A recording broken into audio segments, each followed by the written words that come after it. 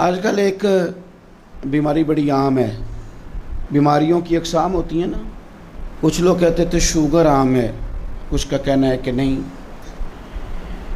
मसाइल hepatitis C का ज़्यादा बढ़ गए हैं, कुछ कहते हैं नहीं, अब तो जनाब हार्ट पेशेंट इससे भी ज़्यादा हैं।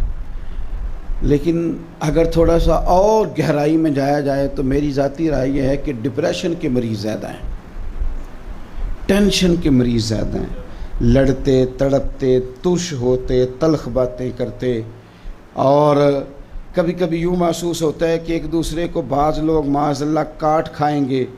लफ्ज़ों से जुमलों से बेजारी का इजहार है, तलखी का इजहार है, सख्ती है लबो लहजे में। मेरे आला हज़रत फ़ाज़िल बरेलवी रहमतुल्लाह अलैह मलफूज़ात शरीफ में एक वजीफ़ा बताते हैं। फरमाते हैं तो एक दफ़ा पढ़ ला हौला वला कुव्वता इल्ला बिल्लाहिल अलीय्यिल अज़ीम, एक दफ़ा पढ़। आप फरमाते हैं कि अल्लाह तेरी 99 परेशानियाँ बीमारियाँ दूर करेगा, और उनमें जो सबसे हल्की है ना वो टेंशन है।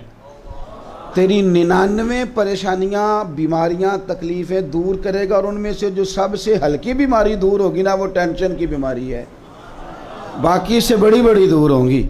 तो 99 बीमारियों का इलाज एक दफ़ा आपने कहना ला हौला वला कुव्वता इल्ला बिल्लाहिल अलीय्यिल अज़ीम, 99। तो गोली खाने को जो बंदा तैयार होता है और इंजेक्शन लेने को जो तैयार होता है, तो वो लाहौल शरीफ पढ़ने को तैयार क्यों नहीं होता? वज़ाइफ पर, इबादात पर, अज़कार पर तवज्जो कर लें।